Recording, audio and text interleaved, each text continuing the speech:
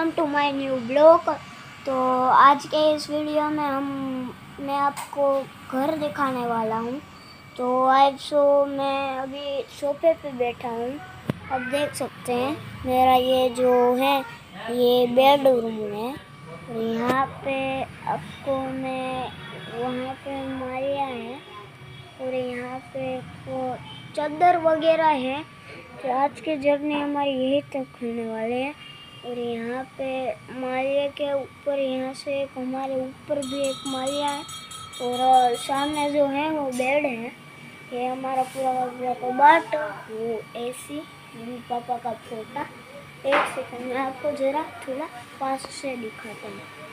देख सकते हैं मेरे मम्मी पापा ऐसे हैं, वैसे सब कुछ है।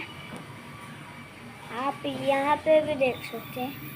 ठीक है, ये कपड़े वगैरह लगता है इन्हें